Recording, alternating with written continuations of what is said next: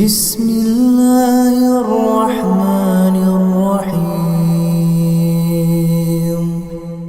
لبيك اللهم لبيك لبيك لا شريك لك അസ്സലാമു അലൈക്കും വറഹ്മത്തുള്ളാഹി വബറകാതുഹു. നാം കഴിഞ്ഞ ദിവസം പറഞ്ഞു വച്ചത് ഹജ്ജ് എന്ന് പറയുന്ന മഹത്തായ അമലിന് വേണ്ടി മക്കയിൽ നിന്നും ഇഹ്റാം ചെയ്തുകൊണ്ട് അല്ലെങ്കിൽ മദീനയിൽ നിന്നും വരുന്ന ആളുകൾ ദുൽഹുലൈഫയിൽ നിന്നും ഇഹ്റാം ചെയ്തുകൊണ്ട് വിശുദ്ധമായ മിനയിലേക്ക് ദുൽഹജ്ജ് 8-ന്റെ അന്ന് എത്തുകയും അവിടെ ഒരു ദിവസം താമസിക്കുക, അതേ ളുഹർ, അസർ, മഗ്രിബ്, ഇഷ, സുബിഹി വരെയും അല്ലെങ്കിൽ ഇഷ കഴിയുന്നതോടുകൂടെ നാം അറഫയിലേക്ക് പോകണമെന്നും അറഫയിൽ 9-ന്റെ അന്ന് രാവിലെ മുതൽ അല്ലെങ്കിൽ ഉച്ചയോടുകൂടിയാണ് സമയം ആരംഭിക്കുന്നത്.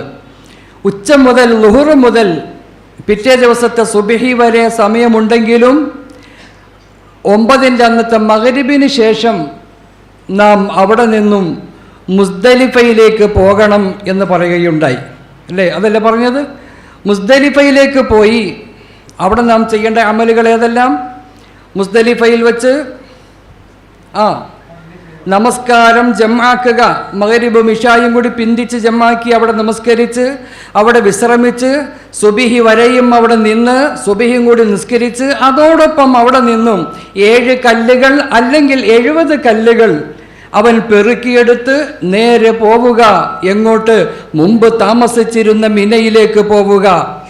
മുമ്പ് താമസിച്ചിരുന്ന മിനയിൽ അതേ തമ്പിലേക്ക്, അതേ താമസിച്ചിരുന്ന ഇടത്തിലേക്ക് നാം അവിടെ ചെന്ന് കഴിയുമ്പോഴേക്കും നടന്നാണ് പോകേണ്ടത് എന്നെല്ലാം നാം നിങ്ങളോട് പറയുകയുണ്ടായി. നടന്ന് കുറേ കിലോമീറ്ററുകളുണ്ട്. അവിടെ ചെന്ന് നാം വിശ്രമിക്കുക. ഇതുവരെ നിങ്ങൾ വിശ്രമിക്കുകയായിരുന്നല്ലോ അല്ലേ? അൽഹംദുലില്ലാ. ഇനി അവിടെ നിന്നും രാവിലെ നിങ്ങൾക്ക് അന്ന് ചെയ്യേണ്ട ജോലികൾ എന്ന് ദുൽഹജ്ജ് അന്ന് 10 ആണോ? ദുൽഹജ്ജ് 10 ദുൽഹജ്ജ് 10-ന്റെ അന്ന് നിങ്ങൾ ചെയ്യേണ്ട ജോലികളിൽ ഒന്ന് ജംറയിൽ കല്ലെറിയുക. എന്താണ്? ജംറയിൽ കല്ലെറിയുക. അതിനുവേണ്ടി കല്ല് കയ്യിലില്ല? ഇപ്പം നിങ്ങളുടെ കയ്യിൽ വിശ്രമമൊക്കെ കഴിഞ്ഞ് എവിടെ നാം തമ്പിനകത്ത് വിശ്രമമെല്ലാം കഴിഞ്ഞ് രാവിലെ 9 സൂര്യൻ ഉദിച്ച് പൊങ്ങിയത് മുതൽക്കാണ് സമയം. എന്തിൻ്റെ? കല്ലെറിയേണ്ട സമയം. ഞാൻ മുമ്പ് പറഞ്ഞു, ആ സമയത്ത് പരമാവധി ആരും പോകാൻ നിൽക്കരുത് എന്ന്. കാരണം ഏറ്റവും കൂടുതൽ തിക്കുകളും തിരക്കുകളുമുള്ള സമയമാണ്. അപകടങ്ങളും പ്രശ്നങ്ങളും കൂടുതൽ വരാൻ ചാൻസ് ഉള്ള സമയമാണ്. ആയതുകൊണ്ട് ആ സമയത്ത് നിങ്ങൾ പോകാതെ ളുഹറിന് ശേഷമോ അസറിന് ശേഷമോ മഗ്രിബിന് ശേഷമോ ഇശാഇന് ശേഷമോ നിങ്ങളുടെ സമയമനുസരിച്ച് കൊണ്ട് എന്ത് ചെയ്യാം? പോകാവുന്നതാണ്. കാരണം അഫ്ളലായ ഒരു കാര്യത്തിന് വേണ്ടി നാം ശ്രമിക്കുമ്പോൾ ഒരുപക്ഷെ ജീവൻ പോലും നഷ്ടപ്പെട്ടു പോകേണ്ടി വരും. ആയതുകൊണ്ട് അതിന് നിങ്ങൾ നിൽക്കരുത്. ടൈം അനുകൂലമാകുമ്പോൾ മാത്രം എന്ത് ചെയ്യുക? നിങ്ങൾ പോവുക. പോകുമ്പോൾ പ്രത്യേകം ചെയ്യാനുള്ളത് 7 കല്ലുകൾ കയ്യിൽ കരുതുക. അല്ല, വേണമെങ്കിൽ 10 കല്ലുകൾ എക്സ്ട്രാ 3 കയ്യിൽ വെക്കാല, വേറൊന്നുമല്ല. ഒരെണ്ണം കളഞ്ഞു പോയാൽ, നഷ്ടപ്പെട്ടു പോയാൽ അത് പരിഹരിക്കാൻ വേണ്ടി ഒരു 10 കല്ല് വെറുതെ കൈ പിടിക്കുക. ഉപയോഗിക്കേണ്ടത് 7 കല്ലുകളേ ഉള്ളൂ. അങ്ങനെ നാം എന്ത് ചെയ്യുന്നു? ഈ കല്ലുകൾ കയ്യിൽ കരുതി, എല്ലാവരും കല്ലൊക്കെ കരുതി ഒരുമിച്ച് നമ്മൾ എന്ത് ചെയ്യുക? നേരെ എങ്ങോട്ട് പോകണം? മിനയുടെ അങ്ങേ അറ്റത്താണ് എന്തുള്ളത്? ജംറകൾ ഉള്ളത്. എന്തുള്ളത്? ജംറകൾ ഉള്ളത്. കല്ലെറിയാനുള്ള സ്ഥലം എന്നർത്ഥം. അവിടെ 3 ജംറകൾ. അപ്പോൾ അങ്ങോട്ട് പോകുന്ന ഒരു പക്ഷേ കിലോമീറ്ററുകൾ നടക്കേണ്ടി വരും. നിങ്ങൾ താമസിക്കുന്ന മിന തമ്പിൽ നിന്നും എത്ര കിലോമീറ്റർ? ഒരു പക്ഷെ 3, 4, 5 കിലോമീറ്റർ എന്ത് ചെയ്യേണ്ടി വരും? നടക്കേണ്ടി വരും. വാഹനം കിട്ടുകയില്ല. അങ്ങനെ നടന്ന് നാം എന്ത് ചെയ്യും? നമ്മുടെ കൂടെ ആരെങ്കിലും കൂട്ടി വഴിയൊക്കെ മനസ്സിലാക്കി ആ റൂട്ടിലൂടെ നടന്ന് അവിടെ ചെന്ന് 3 ജംറകൾ നിങ്ങൾക്ക് അവിടെ കാണാം. 3 ജംറകൾ നിങ്ങൾക്ക് കാണാം. ഏതൊക്കെ? 1 ജംറത്തുൽ ഊല, 2 ജംറത്തുൽ ഉസ്താ, 3 ജംറത്തുൽ അഖബ എന്നീ 3 ജംറകൾ നിങ്ങൾക്ക് കാണാം. ഈ 3 ജംറകളിൽ നിന്നും മൂന്നാമത്തെ ജംറയിലാണ് കല്ലെറിയേണ്ടത് എന്ന് പെരുന്നാളിൻ്റെ അന്ന്, ദുൽഹജ്ജ് 10 അന്ന്. ഒരു ജംറയിൽ എത്ര കല്ലെറിയണം? 7 കല്ല്. അപ്പോൾ 10 കല്ലെടുക്കാനല്ല പറഞ്ഞത്. അപ്പോൾ ബാക്കി 3 കല്ലോ കയ്യിലിരുന്നോട്ടെ. ആരുടെയെങ്കിലും കയ്യിൽ നിന്ന് നഷ്ടപ്പെട്ടു പോയി കഴിഞ്ഞാൽ അയാൾക്ക് എന്ത് ചെയ്യാൻ സഹായിക്കാമില്ല, നിങ്ങൾക്ക് തന്നെ ഉപയോഗിക്കാം. കാരണം അവിടെ വീണ് കിടക്കുന്ന കല്ലുകൾ എടുത്തിട്ട് കല്ലെറിയാൻ പാടില്ല. അതാണ് പ്രശ്നം. ആ പരിസരത്ത് വീണ് ഇഷ്ടംപോലെ കല്ല് കിടപ്പുണ്ടാവും അവിടെ. പക്ഷെ അവിടെ നിന്ന് നിങ്ങൾ എന്ത് ചെയ്യാൻ പാടില്ല? കല്ലെടുത്തുകൊണ്ട് അവിടെ എറിയാൻ പാടില്ല. നിങ്ങളുടെ കയ്യിൽ കരുതുന്ന കല്ലുകളാണ് എന്ത് ചെയ്യേണ്ടത്? കല്ലിൻ്റെ വലിപ്പമൊക്കെ പറഞ്ഞല്ലോ ഞാൻ, കടലമണി വലിപ്പത്തിലുള്ള കല്ലുകൾ ആകണമെന്ന് പറഞ്ഞല്ലോ. അങ്ങനെ ആ കല്ലും കയ്യിൽ പിടിച്ചുകൊണ്ട് നാം എന്ത് ചെയ്യുക? നേരെ അവിടെ പോയി കല്ലെറിയുക. ഒന്നാമത്തെ ജംറയിലല്ല, ജംറത്തുൽ ഊല, ജംറത്തുൽ ഉസ്ത, ജംറത്തുൽ അഖബ, 3 ജംറകൾ. അപ്പം ആദ്യം നിങ്ങൾ ഇവിടെ നിന്ന് കയറി ചെല്ലുമ്പോൾ ജംറത്തുൽ ഊലയാണ് കാണുന്നത്. എവിടെ നിന്ന്? മിന തമ്പിൽ നിന്നും നിങ്ങൾ കല്ലെറിയാൻ പോകുമ്പോൾ ആദ്യം നിങ്ങൾ റൈറ്റ് സൈഡിൽ, വലത് സൈഡിൽ നിങ്ങൾ കാണുന്നത് ഏതായിരിക്കും? ജംറത്തുൽ ഊല. അതവിടെ അടച്ചു വെച്ചേക്കായിരിക്കും. പോലീസുകാർ വട്ടനിപ്പുണ്ടാവും, കയറ്റൂല അങ്ങോട്ട്. തൊട്ടപ്പുറത്ത് രണ്ടാമത്തെ ജംറയുണ്ട്, അവിടെയും അങ്ങനെ തന്നെ അടച്ചു വെച്ചിട്ടുണ്ടാവും. എന്ന് പെരുന്നാളിൻ്റെ അന്ന്. മൂന്നാമത്തെ ജംറയുടെ അടുത്തേക്ക് ചെല്ലുമ്പോഴാണ് അവിടെ ഓപ്പണാണ്. അവിടെ നിങ്ങൾ എന്ത് ചെയ്യുക? ചെല്ലുക. എങ്ങനെയാണ് ഇവിടുന്ന് പോകുന്നത്? നിങ്ങൾ തൽബിയത്തും ചൊല്ലിക്കൊണ്ടല്ലേ പോകേണ്ടത്? അല്ലേ? തൽബിയത്തും ചൊല്ലിക്കൊണ്ടാണ് പോകേണ്ടത്. തൽബിയത്തും ചൊല്ലി ലബ്ബൈക് അല്ലാഹുമ്മ ലബ്ബൈക്, തൽബിയത്തും ചൊല്ലി അതാ പോകുന്നു. അതിൻ്റെ അടുത്ത് എത്തിക്കഴിയുമ്പോൾ ബാക്കിലൂടെ ഇഷ്ടംപോലെ ആളുകൾ ഒഴുകി എത്തുന്നുണ്ടാകും. ആകട്ടെ, എങ്കിലും പരമാവധി അതിൻ്റെ ഇപ്പോൾ ഒരു വള്ളം പോലെ സംവിധാനം ചെയ്തേക്കണം. വള്ളം പോലെ. ഈ വള്ളത്തിനകത്തേക്ക് കല്ലെറിയുന്ന ഒരവസ്ഥയാണ് ഇന്നുള്ളത്. പണ്ടെങ്ങനെയല്ല, ഒരു ചെറിയ ഒരു വട്ടം, ഒരു കിണറിൻ്റെ വട്ടം മാത്രമേ ഉള്ളൂ. അവിടെയാണ് കല്ലെറിയുമ്പോഴാണ് കുറേ അപകടങ്ങൾ കൂടുതൽ മുമ്പ് സംഭവിച്ചിട്ടുണ്ടല്ലോ ഇഷ്ടം പോലെ. ഇന്നിപ്പോൾ നല്ല വ്യാസമുണ്ട്, നല്ല വ്യാസത്തിൽ സംവിധാനം ചെയ്തിട്ടുണ്ട്. ഒരു നിലയിലുണ്ട്, രണ്ടാമത്തെ നിലയിലുണ്ട്, മൂന്നാമത്തെ നിലയിലുണ്ട്. പോലീസുകാർ നിങ്ങളെ ഏത് വഴിക്കോടാണ് വിടുന്നത് ആ വഴിയിലൂടെ പൊക്കോളണം കേട്ടോ. മുമ്പ് ഒന്നേ ഉണ്ടായിരുന്നുള്ളൂ. പണ്ട് കാലഘട്ടത്തിൽ നമ്മളൊക്കെ പോകുമ്പോൾ ഒന്നേ ഉണ്ടായിരുന്നുള്ളൂ, ഒറ്റ ജംറ എന്ന് പറഞ്ഞാൽ ഒരു സ്ഥലം. അതിൻ്റെ മുകളിൽ തന്നെ എന്തുണ്ട്? 3-4 തട്ടുകളുണ്ട്. അപ്പോൾ ഈ തട്ടുകളിൽപ്പെട്ട ഏതെങ്കിലും ഒരു തട്ടിൽ എവിടെയായാലും കുഴപ്പമില്ല, താഴെ പോകലാണ് കുറിച്ച് നല്ലത്, സുരക്ഷിതത്വം. അങ്ങനെ നമ്മൾ എന്ത് ചെയ്യുന്നു? അവിടെ ചെന്ന് അടുത്ത് നിന്നിട്ട് ഇവൻ്റെ കയ്യിൽ വച്ചിരിക്കുന്ന ഈ കല്ലുകളിൽ നിന്നുള്ള ഓരോ കല്ലുകൾ എടുത്തിട്ട് ബിസ്മില്ലാഹി അല്ലാഹു അക്ബർ എറിയേണ്ടത്. ഇങ്ങനെയാണ്. അങ്ങനെ ഒരു കല്ലെടുത്ത് ഓരോന്ന് ബിസ്മില്ലാഹി അല്ലാഹു അക്ബർ, ബിസ്മില്ലാഹി അല്ലാഹു അക്ബർ, ബിസ്മില്ലാഹി അല്ലാഹു അക്ബർ, റജ്മൻ ലിശ്ശൈത്വാൻ റിളൻ ലിർറഹ്മാൻ, ബിസ്മില്ലാഹി അല്ലാഹു അക്ബർ, റജ്മൻ ലിശ്ശൈത്വാൻ റിളൻ ലിർറഹ്മാൻ. പിശാചിനെ എറിയുന്നു അല്ലാ, നിന്റെ തൃപ്തിയെ ഞാൻ കാംക്ഷിക്കുന്നു അല്ലാ. ഒരു യുദ്ധത്തിൻ്റെ മുറയാണത്. നീ ഇതുവരെയും പിശാചിനോട് നീ മത്സരിച്ചുകൊണ്ട് അവൻ്റെ കൽപ്പനയ്ക്ക് എതിരായി നിന്നുകൊണ്ട് അള്ളാഹുവിൻ്റെ കൽപ്പന അനുസരിച്ചു കൊണ്ടാണ് വന്നത് മുഴുവനും. പിശാചെ, മഹാനായ ഇബ്രാഹിം നബി അലൈഹിസ്സലാം തൻ്റെ മകനായ ഇസ്മായിൽ നബി അലൈഹിസ്സലാമിനെ അറുക്കാൻ വേണ്ടി കൊണ്ടുവന്ന സമയത്ത് നീ പറഞ്ഞില്ലേ, പലതും പറഞ്ഞ് ഇബ്രാഹിം നബിയെ പിന്തിരിപ്പിച്ചില്ലേ, ഇബ്രാഹിം നബി അലൈഹിസ്സലാം മാട്ടി ഓടിച്ചില്ലേ പല സ്ഥലങ്ങളിലും. അതിൽപ്പെട്ട ഭാഗമാണത്. ചരിത്രം ഞാൻ പറയുന്നില്ല. ആ നിലയിൽ പറയുന്നവൻ ബിസ്മില്ലാഹി അല്ലാഹു അക്ബർ, റജ്മൻ ലിശ്ശൈത്വാൻ റിളൻ ലിർറഹ്മാൻ. മനസ്സിലായോ? ഇവിടെ എറിയുമ്പോൾ പുരുഷന്മാരായ ശരിക്കും ശ്രദ്ധിക്കുക. കല്ലെറിയാൻ വേണ്ടി പോകുമ്പോൾ അതിൻ്റെ ആ ബൗണ്ടറിയുടെ അടുത്തേക്ക് ചെന്നിട്ട് എന്ത് ചെയ്യണം? ആ ഭിത്തിയുടെ അടുത്തേക്ക് ചെന്നിട്ട് എറിയണം. ആളുകൾ ഒഴുകിയെത്തി ഇവൻ്റെ അടുത്തേക്ക് തിക്കി വരുമെന്ന് കണ്ടു കഴിഞ്ഞപ്പോൾ അതൊക്കെ ആ സമയത്ത് മാറി നിന്നേക്കണവൻ. ഒഴുക്കിച്ച് കുറവാണ്. ഇങ്ങനെ ഓളം പോലെയാണ് അവിടുത്തെ അവസ്ഥ. വെള്ളത്തിൻ്റെ ഓളം വരാറില്ല. ഒരു ഓളം കഴിഞ്ഞോട് പോയി പിന്നെ ഇച്ചിരി കഴിയുമ്പോഴാണ് അടുത്തത് വരുള്ളൂ എന്നതുപോലെ ആ വലിയ ഓളം വരുമ്പോൾ പതുക്കെ മാറി നിൽക്കണം. ആ ഓളം കൂടെ പോയി കഴിയുമ്പോഴേക്കണം നല്ല സൗകര്യ ക്യാപ്പും കിട്ടും. അപ്പോൾ പതുക്കെ അടുത്തേക്ക് നിന്നിട്ട് അടുത്ത് നിന്നിട്ട് എന്ത് ചെയ്യണം? എറിയണം. പുരുഷന്മാരെങ്ങനെ എറിയണം? കക്ഷത്തിൻ്റെ വെള്ള പുറത്ത് കാണുന്ന നിലയിലാകണം എറിയേണ്ടത്. ബിസ്മില്ലാഹി അല്ലാഹു അക്ബർ, ബിസ്മില്ലാഹി അല്ലാഹു അക്ബർ, റജ്മൻ ലിശ്ശൈത്വാൻ റിളൻ ലിർറഹ്മാൻ, ബിസ്മില്ലാഹി അല്ലാഹു അക്ബർ. ഇങ്ങനെ ഓരോ കല്ലുകളും എടുത്തെറിയുക. ഒന്നായി 7 കല്ലും കൂടി എടുത്തിട്ട് ഒരൊറ്റ ഹെയർ അല്ല. അവിടെ തൂണുണ്ടല്ലോ. അവിടെ ഉണ്ടോ? തൂണുണ്ട്, സ്തൂപമുണ്ട്. എവിടെയുണ്ട്? സ്തൂപമുണ്ട്. നീ എറിയേണ്ടത് സ്തൂപത്തിലല്ല, പിന്നെയോ കുഴി ലക്ഷ്യമാക്കിക്കൊണ്ടാണ് എറിയേണ്ടത്. നല്ല ശതമാനം ആളുകളും കല്ലെറിയുന്നത് എവിടെയാ?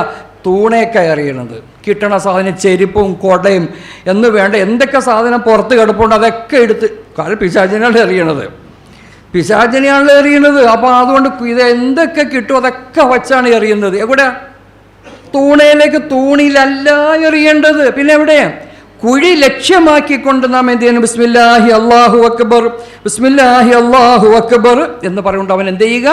എറിയുക. എത്ര പ്രാവശ്യം? 7 പ്രാവശ്യം എറിഞ്ഞു എന്ന് ഉറപ്പ് വരുത്തുക. 7 ആയിട്ടുണ്ടാകും, പോരാ, പിന്നെ 7 ആയി എന്ന് എന്ത് ചെയ്യണം? ഉറപ്പ് വരുത്തുക. ഇതിൽ പ്രത്യേകമായ കാര്യം ഇതുണ്ട്. ഒന്ന് സമയമാവുക. എപ്പോഴെങ്കിലും വന്ന് കല്ലെറിഞ്ഞിട്ട് പോയാൽ പറ്റുമോ? എപ്പോഴെങ്കിലും വന്ന് കല്ലെറിഞ്ഞിട്ട് പോയാൽ പറ്റുമോ? ഇല്ല. അറഫ കഴിഞ്ഞ് മുസ്ദലിഫ കഴിഞ്ഞതിന് ശേഷമാണ് എന്ത് ചെയ്യാൻ പാടുള്ളൂ? കല്ലെറിയാൻ പാടുള്ളൂ. ഒന്നാമത്തെ കല്ലെറിയുന്നതിൻ്റെ കാര്യം എന്ത് ചെയ്യണം? സമയമാവുക എന്ന് പറഞ്ഞാൽ ഈ പറഞ്ഞ പ്രഭാതമായതിനു ശേഷവും അതിനുള്ള സമയം കഴിയുമ്പോൾ. ഉച്ച കഴിഞ്ഞിട്ടില്ല ഇപ്പോൾ പോയേക്കണം നിങ്ങൾ. ഇല്ലെങ്കിൽ ഉച്ചക്ക് മുമ്പ് എന്ന് പറഞ്ഞാൽ സൂര്യൻ ഉദിച്ച് പൊങ്ങിയതിന് ശേഷമാണ് നിങ്ങൾ എന്ത് ചെയ്തേക്കണം? പോയേക്കണം, കുഴപ്പമില്ല. പിന്നെ ഇത് എന്നത്തെ കാര്യം പറയണേ? ദുൽഹജ്ജ് 10 എന്നാണ്. 11, 12, 13 സമയത്ത് സമയം വേറെയാണ് കേട്ടോ, പ്രത്യേകം മനസ്സിലാക്കണം നിങ്ങൾ. അപ്പം ആയതുകൊണ്ട് ഒന്ന് സമയമാവുക. രണ്ടാമത്തേത് മുസ്ദലിഫക്ക് ശേഷമാവുക. മുസ്ദലിഫക്ക് ശേഷമല്ലേ? ആണല്ലോ. മൂന്നാമത്തെ കാര്യം 7 പ്രാവശ്യം എറിയുക. മനസ്സിലായില്ല? ഇത് വാജിബാണ് ഈ പറയണത്, നിർബന്ധമായ കാര്യമാണ് ഈ പറയുന്നത്. ഇല്ലെങ്കിൽ എന്ത് പറ്റും? വീഴ്ച വന്നാൽ ഫിദ്യ കൊടുക്കേണ്ടി വരും. കാരണം ജംറയിൽ എറിയുക എന്നത് വാജിബിൽപ്പെട്ടതല്ലേ? മിനയിൽ കല്ലെറിയുക എന്നത് വാജിബിൽപ്പെട്ട എണ്ണമായി ഞാൻ എണ്ണി പറഞ്ഞു തന്നിട്ടില്ലേ? അപ്പം അത് നഷ്ടപ്പെട്ടാൽ എന്ത് ചെയ്യണം? നിങ്ങൾ ഫിദ്യ കൊടുക്കേണ്ടി വരും. അപ്പം 7 എണ്ണം പൂർത്തിയാവുക. പിന്നെയോ എറിയൽ തന്നെയാകണം, ഇടൽ ആകരുത്. എന്താണ്? എറിയൽ തന്നെയാകണം, പിന്നെ ഇടൽ ആകരുത്. തൂണിലോ ഭിത്തിയിലോ ആകരുത്. തൂണിലോ ഭിത്തിയിലോ ആകരുത്. ഞാൻ പറഞ്ഞു പുരുഷന്മാർ ചെയ്യേണ്ടത് എങ്ങനെയാണെന്ന് പറഞ്ഞല്ലോ. കൈ കക്ഷത്തിൻ്റെ വെള്ള കാണുന്നതിൽ സ്ത്രീകളെ നിങ്ങൾ ചെയ്യാനുള്ളത് കൈ പൊക്കിയെറിയൊന്നും വേണ്ട. നിങ്ങൾ ചെന്നിട്ട് എന്ത് ചെയ്യുന്നു? കക്ഷത്തിൻ്റെ വെള്ളമൊന്നും കാണുന്ന രീതിയിലല്ല, സാധാരണ നിലയിൽ കൈ നീട്ടിയിട്ട് എന്ത് ചെയ്യുക? ഇങ്ങനെ എറിയുക. പുരുഷന്മാർ ഇങ്ങനെ എന്ത് ചെയ്യുക? എറിയുക. ഇതാണ് ചെയ്യേണ്ടത്. എറിയുമ്പോൾ ചൊല്ലേണ്ട ദിക്റിനെ പറ്റി പറഞ്ഞല്ലോ ഞാൻ, അല്ലേ? എന്ത് ചെയ്യുക? ബിസ്മില്ലാഹി അല്ലാഹു അക്ബർ റജ്മൻ ലിശൈത്താൻ റിളൻ ലിർറഹ്മാൻ എന്ന രീതിയിൽ അവൻ എന്ത് ചെയ്യുക? ആ ദിക്റും ചൊല്ലി അവൻ എന്ത് ചെയ്യുക? എറിയുക. എറിഞ്ഞു കഴിഞ്ഞു. ഇനി നമുക്ക് എന്ത് ചെയ്യുക? ഇനി അടുത്ത ജോലി അന്ന് ചെയ്യാൻ പറ്റുമെങ്കിൽ ചെയ്യാനുള്ള ഒരു ജോലി ഉണ്ടെന്ന് അറിയാമോ? ഇപ്പം എത്ര ഫർള് കഴിഞ്ഞു എന്ന് പറഞ്ഞേ? ഹജ്ജിൻ്റെ ഫർള് ഇപ്പം എത്ര എണ്ണം കഴിഞ്ഞു? ഇഹ്റാം കഴിഞ്ഞില്ലേ? കഴിഞ്ഞു. പിന്നെന്ത് കഴിഞ്ഞു? അറഫ കഴിഞ്ഞില്ലേ? കഴിഞ്ഞു. അറഫ ഫർളല്ലേ? പിന്നെ നമ്മളിപ്പോൾ കഴിഞ്ഞത് ഏതാ? ഇല്ല, കഴിഞ്ഞിട്ടില്ല. കല്ലെറിയിൽ ഫർളല്ലല്ലോ, വാജിബല്ലേ നമ്മൾ എണ്ണിയത്? തവാഫിന് പോയില്ലല്ലോ.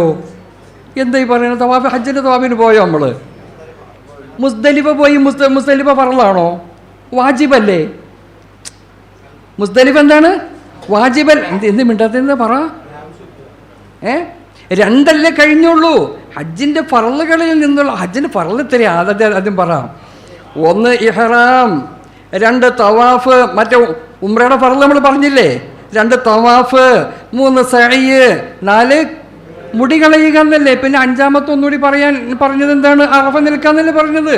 അപ്പം ഈ 5 എണ്ണത്തിൽ ഏതൊക്കെ കഴിഞ്ഞു? 1 ഇഹ്റാം ചെയ്തു, കഴിഞ്ഞു. പിന്നെ അറഫയിൽ നിൽക്കുക, കഴിഞ്ഞു. പിന്നെ ഫർളൊന്നും ചെയ്തിട്ടില്ല. ഇപ്പം നമ്മൾ വാജിബേ കഴിഞ്ഞിട്ടുള്ളൂ.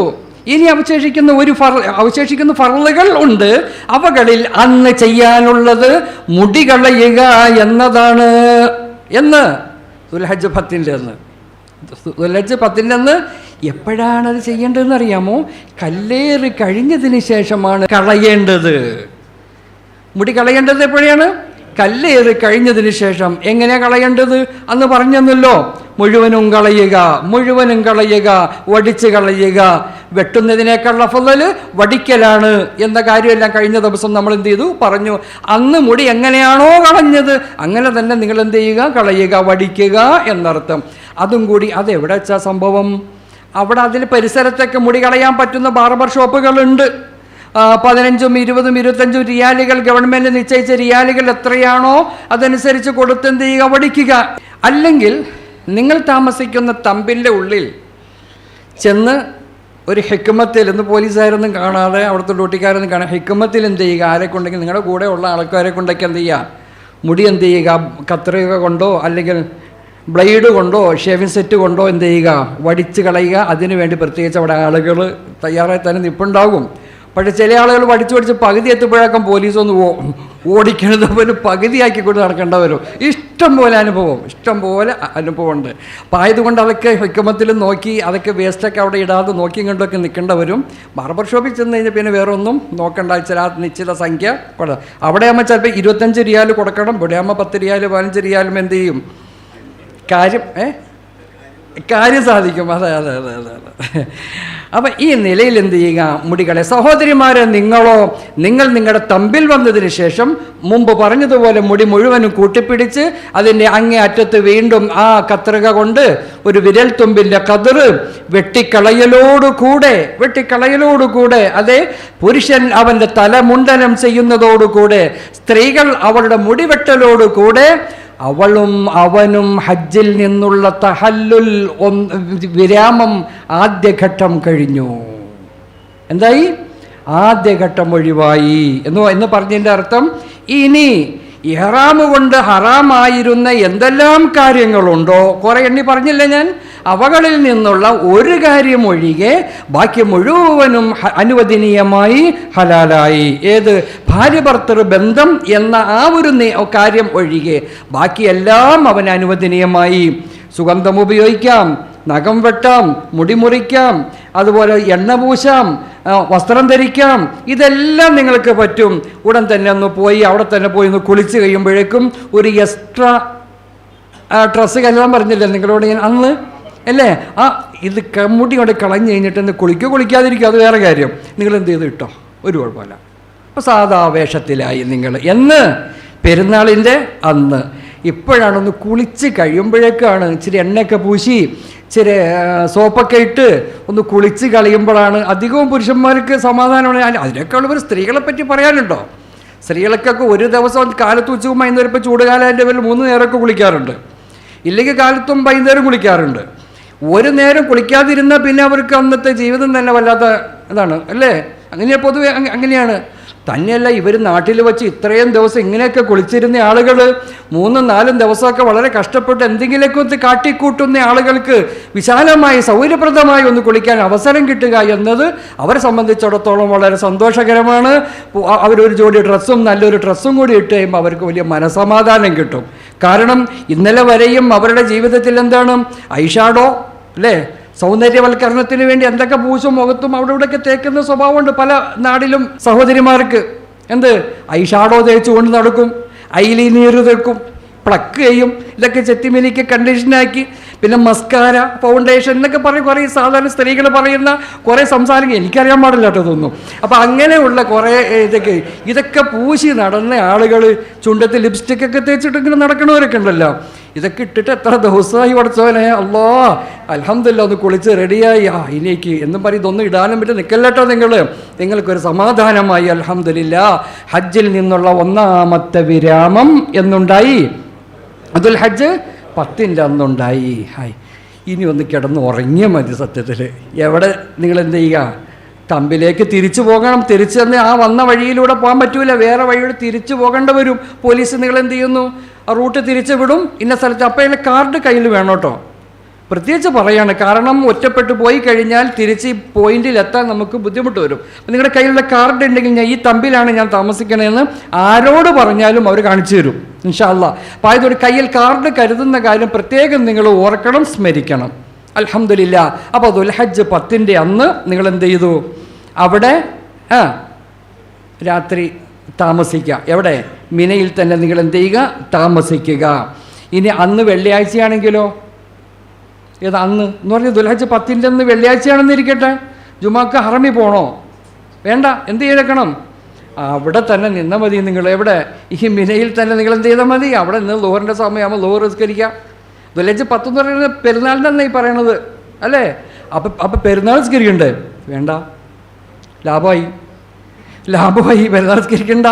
നിങ്ങൾ നിങ്ങളുടെ ഡ്യൂട്ടി എന്ത് ചെയ്തു? പെരുന്നാൾ ബാക്കി ഇവിടെ നാട്ടിലുള്ളവർക്ക് നിസ്കരിച്ചോളും കേട്ടോ.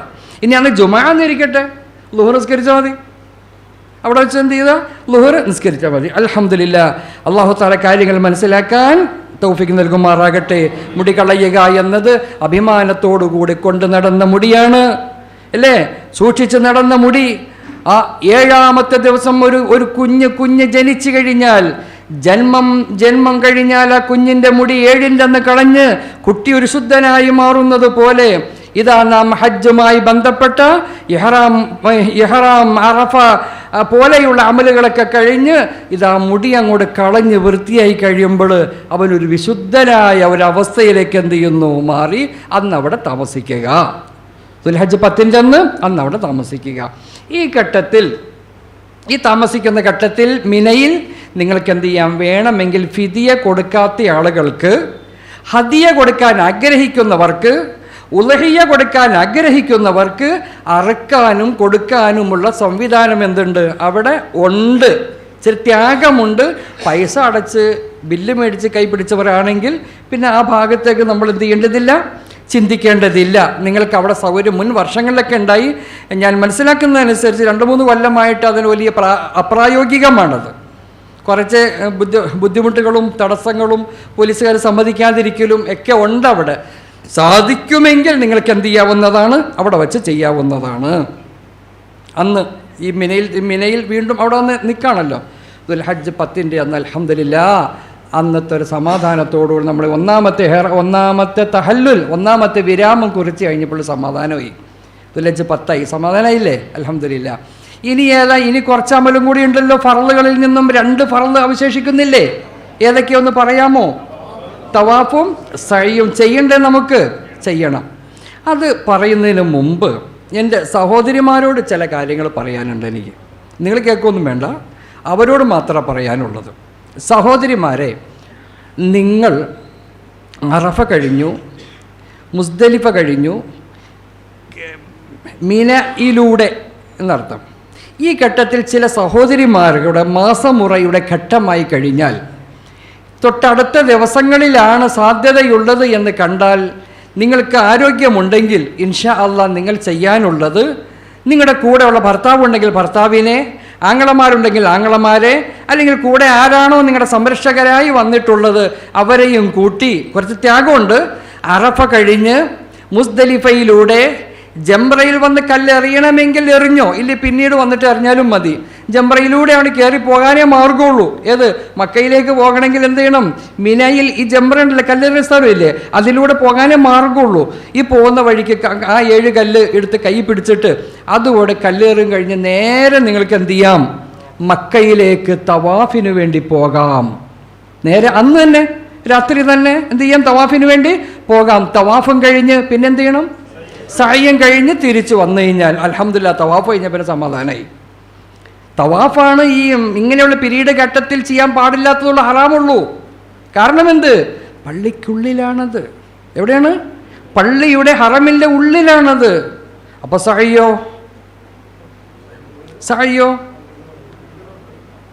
എവിടെയാണ് സഅയ് ചെയ്യണത്? പള്ളിയുടെ ഉള്ളിലാ എന്നാ നമ്മുടെയൊക്കെ തോന്നൽ.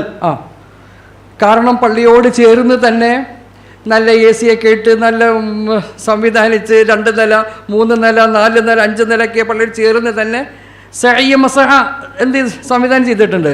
പക്ഷേ ആ സ്ഥലം പള്ളിയായി വഖഫ് ചെയ്തിട്ടില്ല ഇന്ന് വരെ. മനസ്സിലായില്ലേ? അപ്പോൾ ആ സ്ഥലത്ത് സഅയ് ഇങ്ങനെ അശുദ്ധിയുള്ള സ്ത്രീകൾക്ക് സഅയ് ചെയ്യുന്നതിന് കുഴപ്പമുണ്ടോ? കുഴപ്പമില്ല. അപ്പോൾ എന്ത് ചെയ്യുന്നു? ഞാൻ പറഞ്ഞില്ലേ, ഒന്നും ഇല്ലെങ്കിലും കുഴപ്പമില്ല എന്ന് പറഞ്ഞില്ലേ, നമ്മൾ ശുദ്ധി ഇല്ലെങ്കിലും കുഴപ്പമില്ല എന്ന് പറഞ്ഞില്ലേ? കുഴപ്പമില്ല എന്നാണ്ടോ പറഞ്ഞത്? ശരി. അപ്പം നിങ്ങൾക്ക് എന്ത് ചെയ്യാം? അങ്ങനെയുള്ള ഘട്ടം നിങ്ങൾക്ക് ഉപയോഗപ്പെടുത്താം എന്ന് മനസ്സിലാക്കിക്കോ നിങ്ങൾ. അതവർക്ക് വലിയൊരു സമാധാനമാണത്. സ്ത്രീകൾക്ക് വലിയൊരു സമാധാനമാണ്. കൂടെ ആളുകൾ കൊണ്ട് കൂട്ടം കൂടി പോകാൻ പറ്റുമെങ്കിൽ അങ്ങനെ ചെയ്യുക ഇൻഷാ അല്ലാഹ്. ഇനി അപ്പം അന്ന് 10ൻ്റെ അന്നോടെ താമസം നമ്മളെല്ലാവരും താമസിക്കുകയാണ്. ഇനി നമുക്ക് എന്ത് ചെയ്യണം? പിറ്റേന്ന് രാവിലെ, പിറ്റേന്ന് പറഞ്ഞാൽ ദുൽഹജ്ജ് 11ൻ്റെ അന്ന് രാവിലെ ഞാൻ ക്ലാസ്സിൻ്റെ ഫസ്റ്റ് ക്ലാസ്സിൽ പറഞ്ഞു, പ്രായോഗികവും സന്ദർഭോചിതവുമായ നിലയിലുള്ള ക്ലാസ്സാണ് നടത്തുന്നത് പറഞ്ഞില്ലേ ഞാൻ നിങ്ങളോട്. അപ്പം നിങ്ങൾക്ക് ഇനി ഹറമിലേക്ക് ചെല്ലുക എന്നത് തിക്കും തിരക്കും എന്ന് പറഞ്ഞ ഒരു നിലക്കും നമുക്ക് എന്ത് ചെയ്യാൻ പറ്റില്ല, ആ മത്താഫിലേക്ക് ഇറങ്ങാൻ പോലും പറ്റില്ല, അത്രയും തിക്ക ആകും മിക്കവാറും ഘട്ടങ്ങളിൽ. അപ്പം മിക്കവാറും എൻ്റെ അനുഭവത്തിലും മറ്റുള്ളവരുടെയൊക്കെ അനുഭവത്തിൽ കണ്ട് മനസ്സിലാക്കിയിട്ടുള്ളത്, അനുഭവിച്ചിട്ടുള്ളത്, ദുൽഹജ്ജ് 11 അന്ന് രാവിലെ സുബ്ഹി എന്ത് ചെയ്യണം? അപ്പം രാത്രി അവിടെ താമസിക്കണോട്ടോ. പെരുന്നാളിൻ്റെ അന്ന് രാത്രി എവിടെ താമസിക്കണം? മിനയിൽ താമസിക്കൽ എന്താണ്? വാജിബാണ്. എന്താണ്? വാജിബാണ്. താമസിച്ചില്ലെങ്കിൽ ഫിദി കൊടുക്കേണ്ടി വരും. 8ൻ്റെ അന്നാണെങ്കിലോ ഫിദി കൊടുക്കണോ? സുന്നത്താന്നല്ലേ പറഞ്ഞത് ഞാൻ? 8ൻ്റെ അന്ന് രാത്രി താമസിക്കൽ സുന്നത്താണെന്നല്ലേ പറഞ്ഞത്? ഇതെന്താ വാജിബാണ്? ഇത് പെരുന്നാളിൻ്റെ അന്ന് രാത്രി താമസിക്കൽ എന്താണ്? വാജിബാണ്. അപ്പം അതിൽ സിംഹഭാഗം രാത്രിയുടെ മുഅല്ലമുൽ ലൈൽ എന്ന് പറഞ്ഞാൽ രാത്രിയുടെ നല്ലൊരു ശതമാനം സമയവും മിനയിൽ തന്നെ നിങ്ങൾ എന്ത് ചെയ്യുക? ഉണ്ടാവുക. ഉറങ്ങണമെന്നോ താമസിക്കണമെന്നോ അല്ല പറഞ്ഞർത്ഥം, ഉണ്ടാവുക. അവിടെ ഉണ്ട്. രാവിലെ സുബഹിക്ക് മുമ്പ് തന്നെ ഒരു ഹിക്മത്താണ് കേട്ടോ, ഒരു ഐഡിയയാണത്. സുബഹിക്ക് മുമ്പ് തന്നെ നിങ്ങൾ എന്ത് ചെയ്യുക? കൂടെ പറ്റിയ ആൾക്കാരെയും കൂട്ടി നിങ്ങൾ സുബ്ഹി വേണമെങ്കിൽ അവിടെ നിസ്കരിച്ചിട്ട് പോകാം. എവിടെ? ഈ തമ്പിൽ തന്നെ, മിന തമ്പിൽ തന്നെ നിസ്കരിക്കാം. അല്ലെങ്കിൽ സുബഹിക്ക് മുമ്പ് ഒരു 4 മണിക്ക് നിങ്ങൾ എഴുന്നേറ്റ് കാൽനടയായിട്ട് എന്ത് ചെയ്യുക?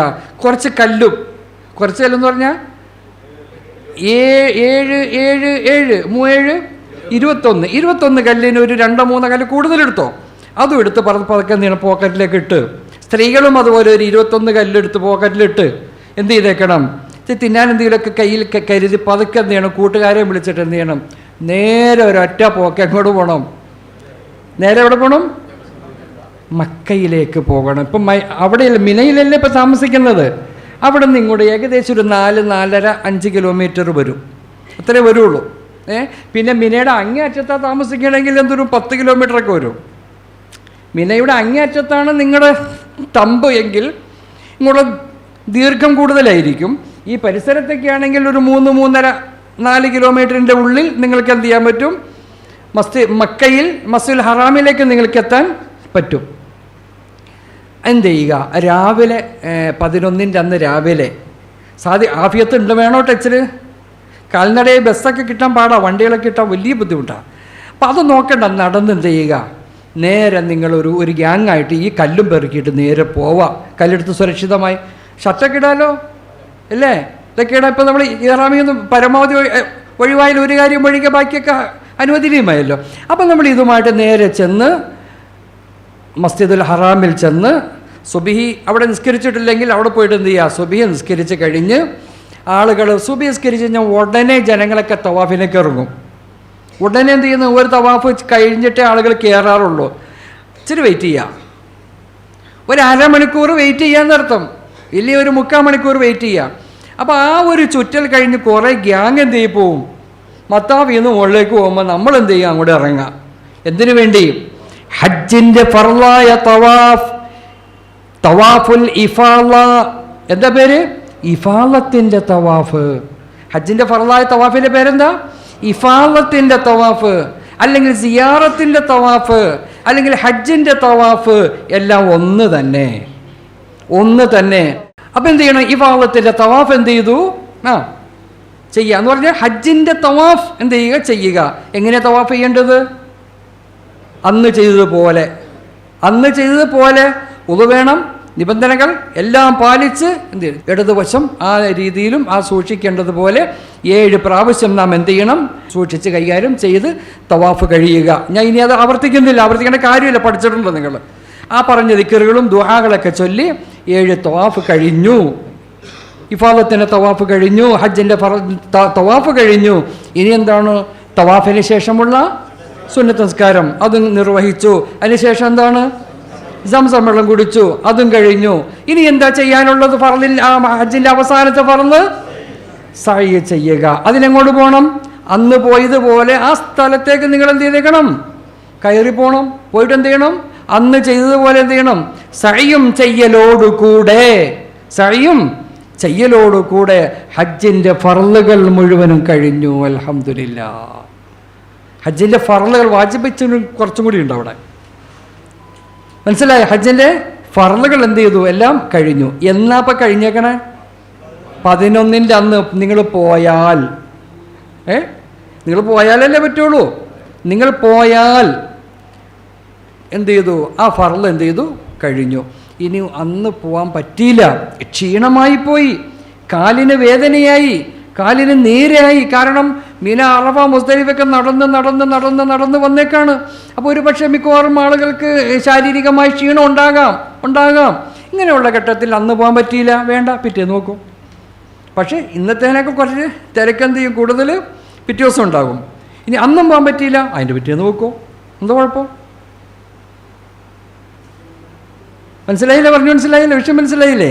ശരി. അപ്പോൾ 11-ൻ്റെ അന്ന് പോയി എന്നോട് സങ്കല്പിക്കാം. നമ്മൾ പോയി, എന്നിട്ടോ മറ്റേ തവാഫും അതിനുശേഷമുള്ള സഅയും കഴിഞ്ഞ് അന്ന് തന്നെ വൈകുന്നേരത്തോടുകൂടി ആളെ എവിടെ എത്തണം? തിരിച്ച് മിനയിലേക്ക് വന്നിരിക്കണം. സന്ധ്യാവുമ്പോഴേക്കും എന്ത് ചെയ്തേക്കണം? തിരിച്ച് സമാധാനത്തിൽ വന്ന് മതി, സന്ധ്യാവുമ്പോഴേക്കും എത്തിയാൽ മതി. രാത്രിയിലാണ് മിനയിൽ താമസിക്കൽ വാജിബ്, പകലല്ല. അപ്പോൾ പകൽ സമയത്ത് നമുക്ക് വേറെ എവിടെയെങ്കിലും പോകുന്നതിന് കുഴപ്പമില്ല, മറ്റ് അമലുകൾക്ക് പോകാൻ. അപ്പോൾ വൈകുന്നേരത്തോടു കൂടെ എങ്കിലും അവൻ തിരിച്ച് ഈ മിനയിൽ തന്നെ വരുമ്പോൾ ഏതിലേ വരൂ? ഈ ജംറ വഴിയേ വരൂ. കാരണം ആ ജംറയിൽ കൂടെയാണ് ഇങ്ങോട്ട് പോരുന്നത്. ഇപ്പം തിരിച്ച് നമ്മുടെ തമ്പിലേക്ക് പോകുന്നതും ജംറ വഴിയാണ്. അപ്പോൾ ദുൽഹജ്ജ് 11-ൻ്റെ അന്ന് ഉച്ചയ്ക്ക് ശേഷമാണ് ജംറകൾ എറിയേണ്ടത്. 11-ൻ്റെ അന്ന്, 12-ൻ്റെ അന്ന് ഉച്ചയ്ക്ക് ശേഷം, 13-ൻ്റെ അന്ന് ഉച്ചയ്ക്ക് ശേഷം, 10-ൻ്റെ അന്ന് രാവിലെ മുതൽ എറിയാം. മനസ്സിലായോ? അപ്പോൾ 11, 12, 13 ദിവസങ്ങളിൽ ഉച്ചയ്ക്ക് ശേഷമാണ് എറിയാൻ പാടുള്ളൂ. അങ്ങനെ വരുമ്പോൾ അവൻ എന്ത് ചെയ്തു? പിന്നെ ഹറമി പോയി അവിടുത്തെ അമലുകളൊക്കെ കഴിഞ്ഞ് തിരിച്ചു വരുമ്പോൾ ഉച്ചയ്ക്ക് ശേഷമാണെങ്കിൽ, അസറിന് ശേഷമാണെങ്കിൽ, ഇനി മഗ്‌രിബിന് ശേഷമാണെങ്കിൽ, ആകട്ടെ എപ്പോഴാകട്ടെ, തിരിച്ചു വരുന്ന സമയത്ത് ഈ 3 ജംറകളിലും കല്ലെറിയണം. ആദ്യം എവിടെ എറിയണം? 1-ാമത്തെ ജംറയിൽ എറിയണം. ആദ്യം എവിടെ എറിയണം? 1-ാമത്തെ ജംറയിൽ എറിയണം. പിന്നെ 2-ാമത്തെ ജംറയിൽ അതിനുശേഷം എറിയണം. 7 കല്ല് ഞാൻ പറഞ്ഞില്ലേ, 21 കല്ല് കയ്യിൽ വെച്ചേക്കാൻ പറഞ്ഞില്ലേ? ആ കല്ലെടുത്തിട്ട് എന്ത് ചെയ്തേക്കണം? പിന്നെ 3-ാമത്തെ ജംറയിലും 7 എണ്ണം എറിയണം. കല്ലെടുക്കാതെയാണ് വന്നതെങ്കിൽ നമ്മൾ എന്ത് ചെയ്യേണ്ടി വരും? തമ്പിലായിരിക്കും. ഇല്ലെങ്കിൽ ഇതിൻ്റെ ബൗണ്ടറി കഴിഞ്ഞ് കുറേ നീങ്ങിയിട്ടേ കല്ലെടുക്കാൻ പാടുള്ളൂ. കുറേ നടക്കേണ്ടി വരും. അപ്പോൾ ആ ഒരു ത്യാഗം ഒഴിവായി കിട്ടുന്നതിന് വേണ്ടി ഇങ്ങനെ ഒരു സംവിധാനം നിങ്ങൾ കരുതിയാൽ, കണ്ടറിഞ്ഞ് മുൻകൂട്ടി ചെയ്താൽ നിങ്ങൾക്ക് വളരെ എളുപ്പകരമാകും. കുറേ ത്യാഗത്തിൽ നിന്നും നിങ്ങൾക്ക് രക്ഷപ്പെടാൻ സാധ്യമാവുകയും ചെയ്യും. അപ്പോൾ അങ്ങനെ 11-ൻ്റെ ദുൽഹജ്ജ് 11-ൻ്റെ അന്ന് തിരിച്ചു വരുമ്പോൾ 3 ജംറകളിലും കല്ലെറിയുക. 3 ജംറകളിലും 1-ാമത്തെ ജംറ ജംറത്തുൽ ഊലയാണ്. 2-ാമത്തെ ജംറ ജംറത്തുൽ ഉസ്തയാണ്. 3-ാമത്തെ ജംറ ഏതാണ്? ജംറത്തുൽ അഖബയാണ്. അപ്പം ഈ നിലയിൽ 3 ജംറകളിലും എന്ത് ചെയ്യണം? അവൻ അവിടെ വച്ച് കല്ലെറിയണം. ഇവിടെ കല്ലെറിയുന്ന കാര്യം പറയുമ്പോൾ ഇടയ്ക്കൊരു കാര്യം സൂചിപ്പിക്കാനുള്ളത്, ഞാൻ കല്ലെറിയാൻ വേണ്ടി വന്നപ്പോഴേ ഉമ്മാക്ക് സുഖമല്ല. എവിടെ? ഉമ്മ എൻ്റെ കൂടെ ഹജ്ജിന് വന്നിട്ടുണ്ട്, ഇല്ലെങ്കിൽ എൻ്റെ വാപ്പ എൻ്റെ കൂടെ ഹജ്ജിന് വന്നിട്ടുണ്ട്, ഇല്ലെങ്കിൽ എൻ്റെ കൂടെ ഒരാൾ വന്നിട്ടുണ്ട്. അയാൾ പറഞ്ഞ പൊന്നു മോനെ, എനിക്ക് നടക്കാൻ പറ്റൂലടാ, അതുകൊണ്ട് നീ ഒരു കാര്യം ചെയ്യ്, എനിക്ക് വേണ്ടി നീ അവിടെ കല്ലെറിഞ്ഞോ എന്ന് പറഞ്ഞ് എന്ത് ചെയ്തു?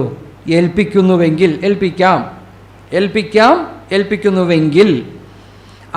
അവൻ്റെ കല്ലെറിയൽ, സ്വന്തം കല്ലെറിയൽ പൂർണ്ണമായതിന് ശേഷമേ എന്ത് ചെയ്യാൻ പാടുള്ളൂ? മറ്റൊരാൾക്ക് വേണ്ടി എറിയാൻ പാടുള്ളൂ. എങ്ങനെയാണ് ഏൽപ്പിക്കേണ്ടത്? അയാൾ ഉമ്മയാണെങ്കിൽ ഉമ്മ 7 കല്ലെടുത്ത് അല്ലെങ്കിൽ 21 കല്ലെടുത്ത്, മോനെ എനിക്ക് വേണ്ടി പകരമായി 1-ാമത്തെ ജംറയിലും 2-ാമത്തെ ജംറയിലും 3-ാമത്തെ ജംറയിലും കല്ലെറിയാൻ ഞാൻ നിന്നെ വക്കാലത്ത് ഏൽപ്പിച്ചിരിക്കുന്നു. ഉമ്മ ഞാനത് ഏറ്റിരിക്കുന്നു. കുഴപ്പമില്ല. ഇങ്ങനെ ചെയ്യേണ്ടത്. അപ്പോൾ അവൻ അവൻ്റെ ഒന്നാമത്തെ ചെമ്പറയിൽ എറിയുക, പിന്നെ അവൻ രണ്ടാമത്തെ ചെമ്പറയിൽ എറിയുക, പിന്നെ അവൻ മൂന്നാമത്തെ ചെമ്പറയിൽ എറിയുക. എറിക്കഴിഞ്ഞ് കുറേ അങ്ങോട്ട് പോയി പിന്നെ തിരിച്ച് കറങ്ങി വന്നിട്ട് വേണം ഉമ്മാക്ക് വേണ്ടി എന്ത് ചെയ്യാൻ വേണ്ടി എറിയാൻ. അല്ലാതെ ഒന്നാമത്തെ ചെമ്പറ കഴിഞ്ഞിട്ട് എന്ത് ചെയ്യുക, പിന്നെ ഉമ്മാക്ക് വേണ്ടി അവിടെ എറിഞ്ഞേക്കാം, അത് ഒഴിവാക്കേണ്ടതാണ്. പിന്നെ വളരെ ചെറിയ ചില പണ്ഡിതന്മാരെ പറയുന്നുണ്ട് എങ്കിൽ പോലും ചെയ്യേണ്ട യഥാർത്ഥത്തിലുള്ള മസാല, രീതി, രൂപം, സ്വഭാവം എന്താണ്? അവൻ്റെ 3 ജംറകളിലുള്ള ഏറ് കഴിഞ്ഞതിന് ശേഷമേ എന്ത് ചെയ്യാൻ പാടുള്ളൂ, മറ്റേ ആൾക്ക് വേണ്ടി, മറ്റൊരു പകരത്തിന് വേണ്ടി നിങ്ങൾ ആർക്ക് വേണ്ടിയാണോ ചെയ്യുന്നത് ചെയ്യാൻ പാടുള്ളൂ. അപ്പോൾ മനസ്സിലായില്ലേ? അപ്പോൾ ഒന്നാമത്തെ ദിവസത്തെ കല്ലേറ് കഴിഞ്ഞു. ഇനി നമുക്ക് എന്ത് ചെയ്യാം, രണ്ടാമത്തെ ദിവസത്തെ കല്ലേറുണ്ട്. രണ്ടാമത്തെ ദിവസം ഏതാ? ദുൽഹജ്ജ് 11, 12 അന്നല്ലേ? അപ്പം അന്ന് ഈ കല്ലേറും കഴിഞ്ഞിട്ട് എന്ത് ചെയ്യണം, അവൻ തമ്പിൽ വന്ന് താമസിക്കണം. രാത്രി താമസിച്ചേ പറ്റൂ അവിടെ. എന്ന് അപ്പം നമ്മൾ പെരുന്നാളിൻ്റെ അന്ന് രാത്രി വന്ന് താമസിച്ചല്ലോ അല്ലേ? പിറ്റേ ദിവസം എന്ന് പറഞ്ഞാൽ ദുൽഹജ്ജ് 11 അന്നല്ലേ? അന്ന് രാത്രിയും ഈ പറഞ്ഞ അമലൊക്കെ ചെയ്ത് കഴിഞ്ഞ്, അല്ലെങ്കിൽ ചെയ്തില്ല എന്നിരിക്കട്ടെ, പോയില്ല എന്നിരിക്കട്ടെ, പോകാത്തവരെന്ത് ചെയ്യും? അവിടെ തന്നെ ഉണ്ടാവണം, അത്രേ ഉള്ളൂ. എവിടെ തന്നെ ഉണ്ടാവണം? മെനയിൽ തന്നെ ഉണ്ടാകണം. അപ്പോൾ എപ്പോഴവർ പിന്നെ അങ്ങോട്ട് പോകാത്തവൻ കല്ലെറിയാൻ പോകേണ്ടത് എപ്പോഴാണ്? ഉച്ച കഴിഞ്ഞിട്ട് പോകണം. ഉച്ച കഴിഞ്ഞ് അസുര കഴിഞ്ഞിട്ട് വെയിലേക്കൊന്ന് മാറി സമാധാനത്തിൽ പോയാൽ മതി, മരു കഴിഞ്ഞിട്ട് പോയാൽ മതി, കുഴപ്പമൊന്നുമില്ല. ഉച്ച കഴിഞ്ഞത് മുതൽക്ക് സമയമാണ് എന്നർത്ഥം. അങ്ങനെ എന്ത് ചെയ്തു, അവൻ 2 അന്ന് അല്ലേ, അതെ 11 അന്ന് കല്ലേറും കഴിഞ്ഞ് വന്ന് രാത്രി താമസിച്ചു. ഇനി 12 അന്ന്, അതാണല്ലോ ഇനി അല്ലേ? 12 ദുൽഹജ്ജ് 12 അന്ന്, അന്നും ഉച്ചയ്ക്ക് ശേഷം 7 കല്ലുകൾ വീതം 21 കല്ലുകൾ എടുക്കുക. 7 കല്ലുകൾ 21 കല്ലുകൾ എടുത്തിട്ട് എന്ത് ചെയ്തേക്കണം, ഇന്നലെ എറിഞ്ഞതുപോലെ എറിയാൻ വേണ്ടി അതേ സ്ഥലത്തേക്ക് പോവുക. ഏത്? ജംറയിലേക്ക് പോവുക. ജംറത്തുൽ ഊലയിൽ 7 എറിയുക, ജംറത്തുൽ ഉസ്തയിൽ 7 എറിയുക, ജംറത്തുൽ അഖബയിൽ 7 എറിയുക. ഈ എറിയുമ്പോഴെല്ലാം ബിസ്മില്ലാഹി അല്ലാഹു അക്ബർ, ബിസ്മില്ലാഹി അല്ലാഹു അക്ബർ, റജ്മൻ ലിശൈത്താൻ റിളൻ ലിർറഹ്മാൻ എന്ന് പറഞ്ഞിട്ട് എന്ത് ചെയ്യുക, ആ ദുആയും ചൊല്ലി. ഇനിയിപ്പോൾ ആ ദുആ ചൊല്ലിയില്ല എന്ന് വിചാരിച്ച് കുഴപ്പമുണ്ടായിട്ടല്ല, എങ്കിലും അതൊരു നല്ലതാണ്. ഇതും എന്ത് ചെയ്യുക, കല്ലെറിഞ്ഞ് എപ്പോഴാണ് കല്ലെറിഞ്ഞ്? നിങ്ങൾ എപ്പോഴാണ് പോയ പറഞ്ഞ സമയം എന്ന് പറഞ്ഞേ? അസർ കഴിഞ്ഞിട്ടാണ് പോയില്ലേ? ദൂരം കഴിഞ്ഞിട്ട് പോകാമല്ലോ. ദൂരം കഴിഞ്ഞിട്ടാണ് പോയത്, അസർ കഴിഞ്ഞിട്ടാണ് പോയത്. പോയി കഴിഞ്ഞിട്ട് നിങ്ങളങ്ങോട്ട് തീരുമാനിക്കുകയാണ്. ഇങ്ങനൊരു മസല ഉണ്ടല്ലോ, 2 ദിവസത്തെ ഏറി കഴിഞ്ഞിട്ട് വേണമെങ്കിൽ പോകാമെന്ന് മസല ഉണ്ടല്ലോ. മസല ഉണ്ട്. 2 ദിവസത്തെ ദുൽഹജ്ജ് 13 അന്നും നിൽക്കാതെ 12 അന്നത്തെ കല്ലേറും കഴിഞ്ഞിട്ട് ആർക്കെങ്കിലും നാട്ടിലേക്കോ വീട്ടിലേക്കോ മദീനയിലേക്കോ മറ്റോ പോകാൻ നിങ്ങൾ ആഗ്രഹിക്കുന്നുവെങ്കിൽ ഒരു ഹാജിയെ സംബന്ധിച്ചിടത്തോളം അത് പ്രശ്നമില്ല, കുഴപ്പമില്ല, അവർക്ക് ചെയ്യാം, പ്രായശ്ചിത്തങ്ങളൊന്നുമില്ല. പക്ഷേ നിങ്ങൾ മഗ്‌രിബിന് മുമ്പ് എന്ത് ചെയ്തേക്കണം, യാത്ര ആരംഭിച്ചിരിക്കണം. എന്ന് ദുൽഹജ്ജ് 12 അന്നത്തെ രാത്രിയില്ലേ, വൈകുന്നേരം മഗ്‌രിബിന് മുമ്പ് എന്ത് ചെയ്തേക്കണം, യാത്ര ആരംഭിച്ചിരിക്കണം. യാത്ര ആരംഭിച്ചിരിക്കണം എന്ന് പറഞ്ഞാൽ മിനയുടെ ബൗണ്ടറിയിൽ നിന്ന് പുറത്ത് കിടക്കണം എന്നർത്ഥമില്ല. പോകാൻ വേണ്ടി ഞാൻ ബസ്സിൽ കയറിയിരിക്കുകയാണ്, വണ്ടി പോകാത്തതിന് ഞാനിപ്പോൾ എന്ത് ചെയ്യാൻ പറ്റും? വണ്ടി പോകാത്തതിന് ഞാൻ കുറ്റക്കാരനല്ല. പക്ഷേ നിങ്ങൾ മഗ്‌രിബ് കഴിഞ്ഞപ്പോഴാണ് വിചാരിക്കേണ്ട, എടാ ഇന്ന് നമുക്ക് പോകാമായിരുന്നല്ലോ, അന്ന് നമുക്കൂടെ പോയേക്കാം, പറ്റുമോ? പറ്റൂല എന്നാ പറഞ്ഞതിൻ്റെ അർത്ഥം. പോകുന്നുവെങ്കിൽ അതിന് മുമ്പേ നിങ്ങൾ നിങ്ങളുടെ യാത്രയുടെ തയ്യാറെടുപ്പൊക്കെ എടുത്ത് എല്ലാം ഇന്ന് അന്നത്തെ ഏറും കഴിഞ്ഞിട്ട് നിങ്ങൾക്ക് പോകാം. ഖുർആൻ അത് പറയുന്നുണ്ട്. ഫമൻ തഅജ്ജല ഫീ യൗമൈനി ഫലാ ഇസ്മ അലൈഹി വമൻ തഅഖറ ഫലാ ഇസ്മ അലൈഹി ലിമൻ ഇത്തഖാ വത്തഖുല്ലാഹ വഅലമു അന്നകും ഇലൈഹി തുഹ്ശറൂൻ. ആരെങ്കിലും ഹജ്ജിന്റെ അമലുകളുടെ അവസാന ഘട്ടത്തിലുള്ള ജംറകൾ എറിയാൻ വേണ്ടി 2ാമത്തെ ദിവസം, അതെ ദുൽഹജ്ജ് 12 അന്നത്തെ ഏറുകൾ കഴിഞ്ഞാൽ ഫമൻ തഅജ്ജല ഫീ യൗമൈനി, രണ്ടാമത്തെ ദിവസത്തെ കല്ലേറും കഴിഞ്ഞവൻ വേഗത്തിൽ പോകണമെന്ന് ആരെങ്കിലും ആഗ്രഹിച്ചാൽ ഫലാ ഇസ്മ അലൈഹി, അവനിക്കൊരു കുഴപ്പവുമില്ല, ഒരു തെറ്റുമില്ല, അവന് ചെയ്യാവുന്നതാണ്. മനസ്സിലായോ? ഖുർആൻ പറഞ്ഞതാ. നിങ്ങൾക്ക് പോകണമെങ്കിൽ എന്ത് ചെയ്യും? പൊക്കോ. നിങ്ങൾക്ക് പോകണമെങ്കിൽ എന്ത് ചെയ്തോ? പൊക്കോ. ഫലാ ഇസ്മ അലൈഹി വമൻ തഅഖറ ഫലാ ഇസ്മ അലൈഹി ലിമൻ ഇത്തഖാ. ഇനി അതല്ല, അവിടെ തന്നെ നിൽക്കണമെന്ന് വിചാരിച്ചവൻ നിൽക്കുന്നുവെങ്കിൽ അതിനും കുഴപ്പമില്ല. തഖ്വ പൂർണ്ണമായും ഞാൻ അമലുകൾ ചെയ്തിട്ടേ പോകൂ എന്ന് തീരുമാനിക്കുന്ന ഒരുത്തനാണെങ്കിൽ നിങ്ങൾ അന്നും കൂടി അവിടെ നിന്നോ. ഏത് ദുൽഹജ്ജ് 12-ൻ്റെ അന്ന് രാത്രിയും കൂടി അവിടെ നിന്നിട്ട് 13-ൻ്റെ അന്നത്തെ ഉച്ചയ്ക്ക് ശേഷം എന്ത് ചെയ്യണം? കല്ലേറും കഴിഞ്ഞിട്ട് പൊക്കോ. ലിമനിത്തഖാ വത്തഖുല്ലാഹ്. എന്നാലും നിങ്ങൾ അള്ളാഹിനെ സൂക്ഷിച്ചേക്കണം കേട്ടോ. പരമാവധി പോകാതിരിക്കാൻ നോക്കണം കേട്ടോ. പോകണ കുഴപ്പമില്ല, എങ്കിലും തഖ്വ സൂക്ഷിക്കണം നിങ്ങൾ. വത്തഖുല്ലാഹ് വഅലമു അന്നകും ഇലൈഹി തുഹ്ശറൂൻ. അറിയണേ, തീർച്ചയായും നിങ്ങളെ മഹ്ശറയിൽ ഒരുമിച്ച് കൂട്ടപ്പെടുന്നതാണ് എന്ന കാര്യം നിങ്ങളൊന്ന് മനസ്സിലാക്കിക്കോ. ഇതിൻ്റെ എല്ലാം പ്രതിഫലം നിങ്ങൾക്കത് ലഭിക്കുമെന്ന് വിശുദ്ധമായ ഖുർആനിൽ അല്ലാഹു പറയുന്നു. ഇപ്പം എന്ത് ചെയ്തു? ഹജ്ജിൻ്റെ അമലുകളിൽപ്പെട്ട ഇപ്പം നമ്മൾ 13-ൻ്റെ അന്നത്തെ കല്ലേറും മനസ്സിലായില്ലേ? 13-ൻ്റെ കല്ലേറ് എങ്ങനെയാണ് അറിയണത്?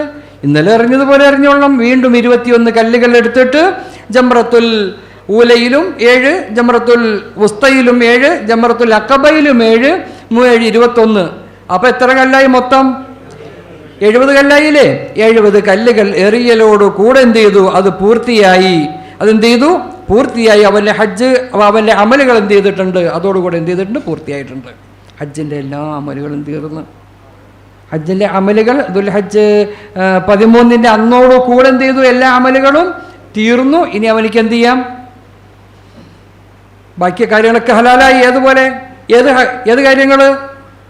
ബാക്കി എല്ലാ കാര്യം ഇഹ്റാം കൊണ്ട് ഹറാമായ കാര്യങ്ങളൊക്കെ എന്ത് ചെയ്തു? അത് നമ്മുടെ ഹജ്ജിൻ്റെതായ സഅയും തവാഫും സഅയും കൂടി കഴിഞ്ഞപ്പോൾ തന്നെ പിന്നെ ഓക്കെയായി. പിന്നെ അവസാനമുള്ള അമലാണ് എന്ത്? വാജിബിൽപ്പെട്ടതാണ് കല്ലെറിയുക. കല്ലേറ് കൂടി കഴിഞ്ഞു, എല്ലാം കഴിഞ്ഞു. ഇനി എന്തുണ്ട്? ഹജ്ജുമായി ബന്ധപ്പെട്ട ഒരു കാര്യം കൂടിയുണ്ട്, വാജിബിൽപ്പെട്ട. അത് ഏതാണെന്ന് പറയാമോ? ഓക്കെ, ഓർമ്മയുണ്ട്. അപ്പോൾ എന്തൊക്കെ ഇപ്പം നമ്മൾ ചെയ്ത് കഴിഞ്ഞിരുന്നു? നമ്മൾ ചെയ്യേണ്ട വാജിബാത്തിൽപ്പെട്ട എല്ലാം കഴിഞ്ഞില്ലേ? വാജിബാത്തിൽപ്പെട്ട കാര്യങ്ങളൊക്കെ കഴിഞ്ഞല്ലോ. ഇനി അവശേഷിക്കുന്ന എന്തേ ഉള്ളൂ? വദാഹിൻ്റെ തവാഫ്. അതിപ്പോൾ ചെയ്യേണ്ട, നമുക്ക് വീട്ടിൽ പോകുന്ന സമയത്ത് ചെയ്താൽ മതി. എപ്പോൾ ചെയ്താൽ മതി? വീട്ടിൽ പോകുന്ന സമയമുണ്ടല്ലോ. ഇല്ലെങ്കിൽ മദീനയിലേക്ക് പോകാത്തവരുണ്ടെങ്കിൽ മദീനയിലേക്ക് പോകുമ്പോൾ, ചുരുക്കത്തിൽ മക്കയുടെ ബൗണ്ടറി വിട്ട് 131 കിലോമീറ്റർ അപ്പുറത്തേക്ക് പോകുന്ന ആളുകൾ എന്ത് ചെയ്യണം? വദാഹിൻ്റെ തവാഫ് ചെയ്തിട്ടേ പോകാവൂ. 131 കിലോമീറ്റർ അപ്പുറത്തേക്ക്. അപ്പം നിങ്ങൾക്കൊരു വിഷയം, ഹജ്ജൊക്കെ കഴിഞ്ഞല്ലോ, എൻ്റെ മോള്, എൻ്റെ മകൻ എവിടെയുണ്ട്? ജിദ്ദയിലുണ്ട്. എനിക്ക് അവിടെ ഒന്ന് പോകണം. പോകുന്നവരുണ്ട്, പലരും അങ്ങനെ പോകുന്നവരുണ്ട്. പോകാം, കുഴപ്പമൊന്നുമില്ല. അപ്പം ജിദ്ദയിലേക്ക് പോകുന്ന സമയത്ത് അവനിക്ക് മറ്റേ വദാഇൻ്റെ തവാഫ് വേണോ? നിങ്ങൾ പറയൂ. വേണ്ട. അതെ, എങ്കിൽ സുന്നത്താണ്. കാരണം 131 കിലോമീറ്റർ അപ്പുറത്തേക്ക് പോകുമ്പോഴേ വാജിബാവുള്ളൂ. 131 കിലോമീറ്റർ ഇല്ലാണ്ട് 10, 25, 30 കിലോമീറ്ററിന് താഴെയുള്ളൂ ജിദ്ദയിലേക്കുള്ള. എന്തുവാട്ടെ 131 കിലോമീറ്റർ ഇല്ല.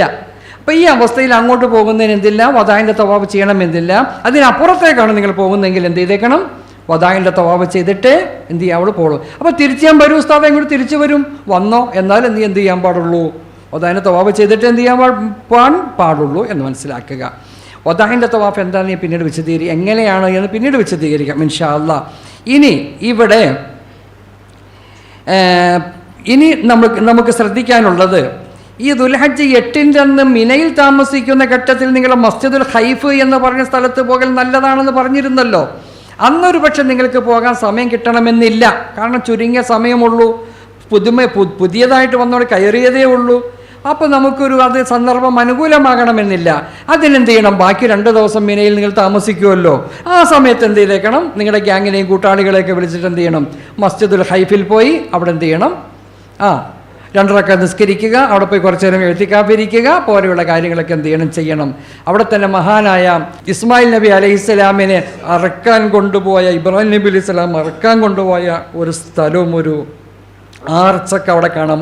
മലയുടെ മുകൾ ഭാഗത്ത് പിന്നെ അതിൻ്റെ മസ്ജിദുൽ ഹൈഫിൻ്റെ ബാക്ക് വശത്തായിട്ട് ഒരു മലയുടെ ദ്വാരം പോലെ ഒരു സ്ഥലമുണ്ട്.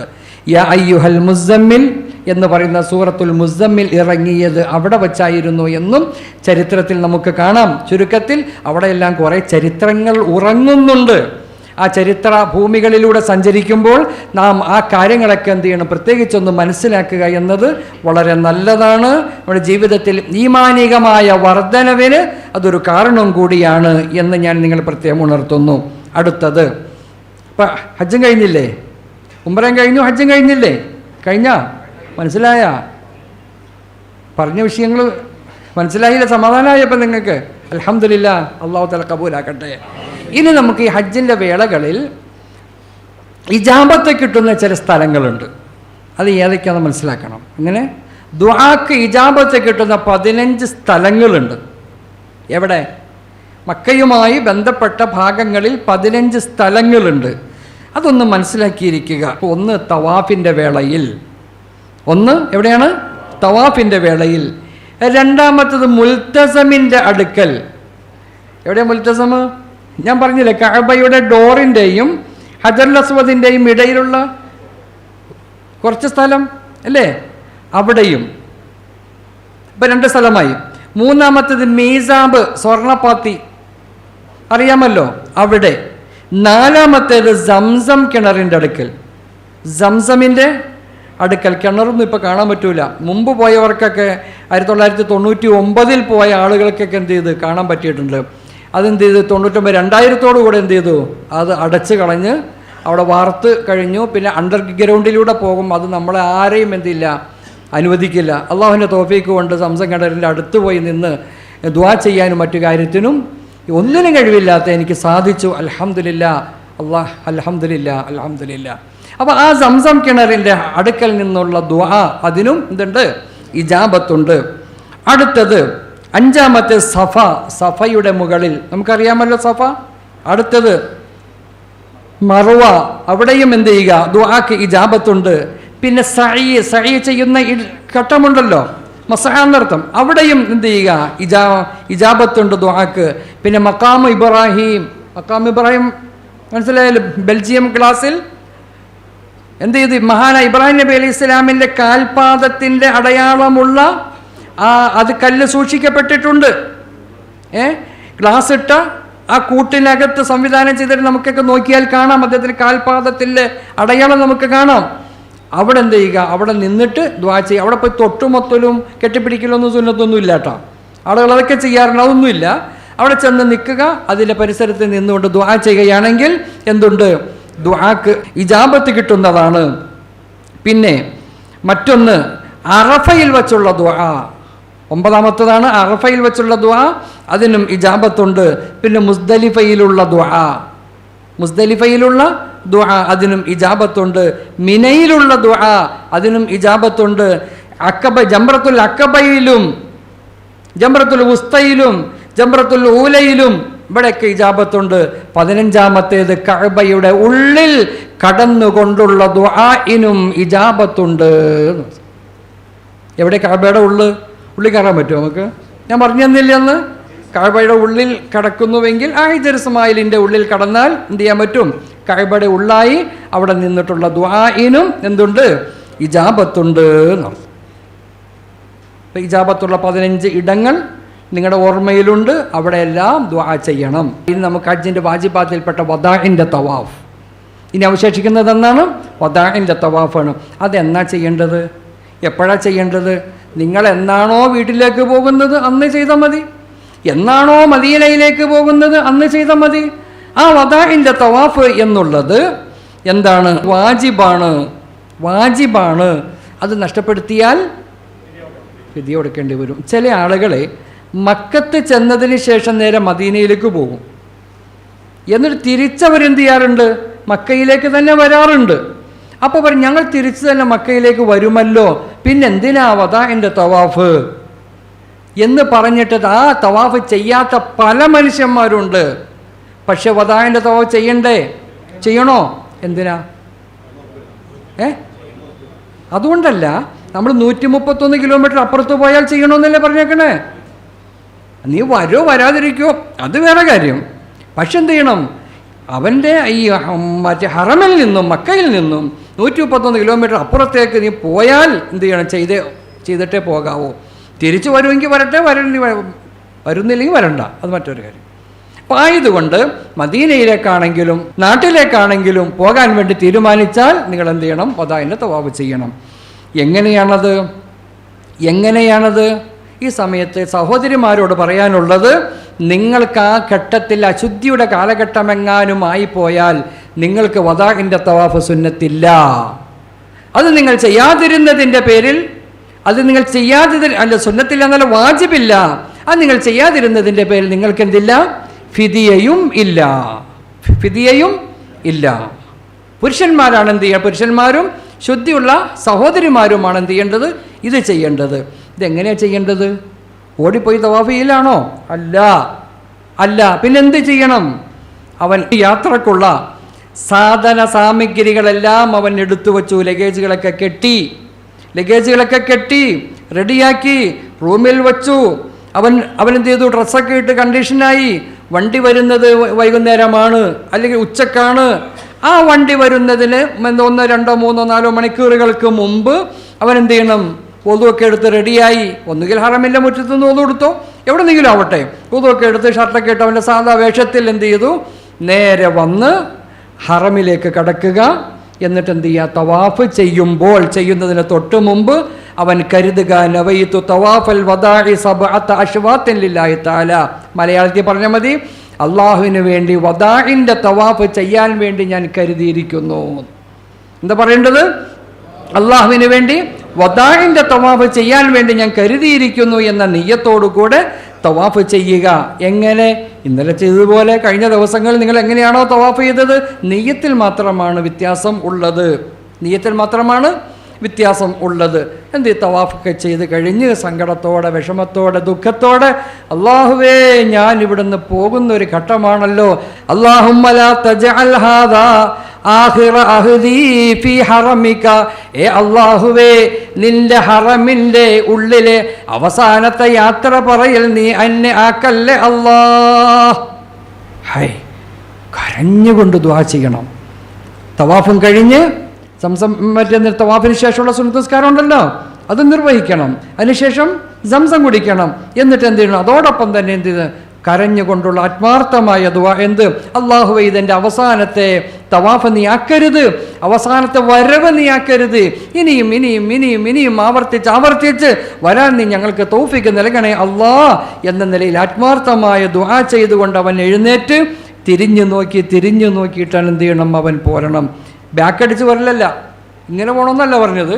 സാധാരണ പോലെ പോവാൻ കഅബയിലേക്ക് നോക്കുക, പിന്നെ പോവുക, പിന്നെ നോക്കുക. അവനിക്ക് ഇവിടുന്ന് വിട്ടുപിരിഞ്ഞ് പോകാൻ ഇഷ്ടപ്പെടുന്നില്ല. ആ നിലയിലുള്ള മനസ്സ് വിങ്ങിപ്പൊട്ടുന്ന മനസ്സുകളോടുകൂടെ ആകണം എന്ത് ചെയ്യേണ്ടത്, ഹറമിൽ നിന്നും അവൻ പോകേണ്ടത്. ഇതെൻ്റെ അവസാനത്തെ യാത്രയാക്കരുത്, ഇനിയും എനിക്ക് ആവർത്തിച്ച് ദുആ ചെയ്യണമെന്ന ആ നെയ്യത്തോടുകൂടെ തിരിച്ചു വന്ന് റൂമിൽ കടന്നിരുന്ന് ബസ് വന്നു എന്ന് ഉറപ്പായി കഴിഞ്ഞാൽ സാധനം ലഗേജൊക്കെ എടുത്ത് നേരെ വണ്ടി കയറി യാ അല്ലാ പോവുക. അതിനിടയ്ക്ക് ബാക്കി സാധനങ്ങൾ മേടിക്കാനും മറ്റു കാര്യത്തിനും വേണ്ടി നിൽക്കാൻ പാടില്ല. വീണ്ടും പിന്നെ ഹറമിലേക്ക് പോകാനും പാടില്ല. ഇങ്ങനെ വണ്ടി വരാൻ കുറെ താമസിച്ച്, ഉദാഹരണം വണ്ടി വരാൻ കുറെ താമസിച്ചു, ഞാൻ വദാഇൻ്റെ തവാഫൊക്കെ ചെയ്ത് റൂമിൽ വന്നിരിക്കുകയായിരുന്നു, പക്ഷെ വണ്ടി വരാൻ വേണ്ടി കുറച്ച് താമസിച്ചു. അപ്പം അവൻ എന്ത് ചെയ്തു, ളുഹറിൻ്റെ ബാങ്ക് വിളിക്കണം, അവിടെ അസറിൻ്റെ ബാങ്ക് വിളിക്കുന്നു. എന്തിനാ ഞാനൊരു ജമാഅത്ത് കളയുന്നത്, ഞാൻ പോയി. എന്നാലോ വീണ്ടും തവാഫ് ചെയ്തിട്ടേ വരാവുള്ളൂ. കാരണം നീ യാത്ര പറഞ്ഞത് വീണ്ടും ചെന്നു, അപ്പോൾ ഇനി ഒന്നൊരു തവാഫ് ചെയ്തോ. അപ്പോൾ പിന്നെ എന്ത് ചെയ്യണം, നീ നിൻ്റെ റൂമിൽ തന്നെ നിസ്കരിക്കുക, അല്ലെങ്കിൽ തൊട്ടടുത്ത് താഴെ വേറെ പള്ളികളുണ്ടാകും, അവിടെ പോയി നിസ്കരിച്ചോ. ഹറമിലേക്ക് നീ ചെന്ന് കഴിഞ്ഞാൽ എന്ത് ചെയ്യണം, വീണ്ടും തവാഫ് ചെയ്യേണ്ടി വരും എന്നർത്ഥം. അപ്പം ഇതെന്ത്, പിന്നെ നിനക്ക് വേറൊരു ജോലിയുമായി ബന്ധപ്പെടാൻ പാടില്ല, വണ്ടി വരിക പോവുക. അപ്പോൾ ഇതൊക്കെ കഴിഞ്ഞ് തിരിച്ചോണ്ട് പോണ വഴിക്കാണ് പടച്ചോനെ ഞാൻ നാട്ടിൽ നിന്ന് പോകുന്ന സമയത്ത് എൻ്റെ ഭാര്യ എന്നോട് പറഞ്ഞിരുന്നു, ഒരു പർദ്ദ ഇക്കാക്ക വരുമ്പോൾ വാങ്ങിച്ചുകൊണ്ട് വന്നോട്ടോ എന്ന് പറഞ്ഞിട്ടുണ്ടായി. ഞാനാണെങ്കിൽ മറന്നുപോയി, നാളെ വാങ്ങാമെന്നൊക്കെ വിചാരിച്ചിരുന്നു. വദായിൻ്റെ തവാബും കഴിഞ്ഞ് റൂമിലേക്ക് പോണ വഴിക്കാണ് ഓർത്തത് അവിടെ പർദ്ദകൾ ഇങ്ങനെ തൂക്കിയിട്ടേക്കാണ്. അന്നൊക്കെ ഒരു പർദ്ദ വാങ്ങിക്കാം. പർദ്ദ വാങ്ങിക്കാതെ എങ്ങാനും തിരിച്ച് വീട്ടിലേക്ക് വന്നുള്ള അവസ്ഥ നമുക്കറിയാമല്ലോ. അത് പാവം പേടിച്ചിട്ട് എന്ത് ചെയ്ത് പർദ്ദയൊക്കെ മേടിച്ചു വിടുന്നു. മേടിച്ചോ കുഴപ്പമൊന്നുമില്ല, വീണ്ടും ഒന്നൊരു തവാബിനോ ഒന്നുള്ളൂ, വേറെ കുഴപ്പമില്ല. പർദ്ദയൊക്കെ മേടിച്ചോ, ഇടി കൊള്ളാതിരിക്കാൻ വേണ്ടി, വഴുക്ക് കേൾക്കാതിരിക്കാൻ വേണ്ടി മേടിച്ചോ. പക്ഷെ എന്ത് ചെയ്യണം, വീണ്ടും എന്ത് ചെയ്യേണ്ടി വരും? അതെന്തിനാ? അവൻ്റെ അവസാനത്തെ ജോലിയാകണം ഏത്? തവാഫ്. നിന്റെ ജോലി എന്തായി മാറി? നിന്റെ ഭാര്യയ്ക്ക് പർദ്ദ മേടിക്കലായി മാറി, അനുബന്ധമായി. അപ്പോൾ ഭക്ഷണ സാധനങ്ങൾ വാങ്ങിക്കാനോ അത് കുഴപ്പമില്ല, യാത്രയുമായി ബന്ധപ്പെട്ട കാര്യമാണ്. യാത്രയുമായി ബന്ധപ്പെട്ട കാര്യത്തിൽ ഭക്ഷണ സാധനങ്ങളും അനുബന്ധമായ യാത്രയുമായി ബന്ധപ്പെട്ട കാര്യങ്ങൾക്ക് നിങ്ങൾക്ക് പോകാം. മറ്റു ഇതര കാര്യങ്ങളുമായി ബന്ധപ്പെട്ട് എന്ത് ചെയ്യാൻ പാടില്ല, പോകാൻ പാടില്ല എന്നതും കൂടി പ്രത്യേകം ശ്രദ്ധിക്കുക. അള്ളാഹു നമ്മെ അനുഗ്രഹിക്കുമാറാകട്ടെ. ഒരു കാര്യവും കൂടി പറഞ്ഞ് ഞാൻ അവസാനിപ്പിക്കുകയാണ്. ഇനി നിങ്ങൾ പോകുന്നവർ, ഈ ഹജ്ജിന് പോകുന്ന ഉമ്മമാരുണ്ട്, അതുപോലെ സഹോദരന്മാരുണ്ട്. നിങ്ങളുടെ സ്വന്തം ഹജ്ജ് ചെയ്ത ആളുകൾ പകരത്തിന് പോകുന്ന ആളുകളുണ്ട് ഇതിനകത്ത്, അല്ലേ? ഉണ്ടെന്നു വെച്ചോ. ഉണ്ടെങ്കിൽ ഈ പകരത്തിന് പോകുന്ന ആളുകൾ എങ്ങനെയാണ് നിയ്യത്ത് വെക്കേണ്ടത്? എങ്ങനെയാണ് നിയ്യത്ത് വെക്കേണ്ടത്? അത് നവൈത്തുൽ ഹജ്ജ. ഉദാഹരണം, ഹജ്ജാണ് ചെയ്യുന്നതെങ്കിൽ എൻ്റെ ഉമ്മാക്ക് വേണ്ടി എന്ന് വച്ചോ, എൻ്റെ വാപ്പാക്ക് വേണ്ടി, എൻ്റെ സഹോദരന് വേണ്ടി ഹജ്ജിന് പകരത്തിന് പോകാൻ ഞാൻ, എങ്കിൽ എൻ്റെ ആദ്യത്തെ ഫർള് വീടിയതിന് ശേഷമാണ് പോകാവുള്ളൂ.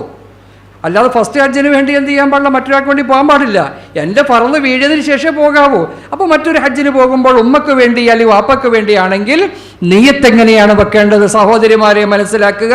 നവൈത്തുൽ ഹജ്ജ വ അഹറംതു ബിഹി അൻ ഉമ്മി ലില്ലാഹി തആല.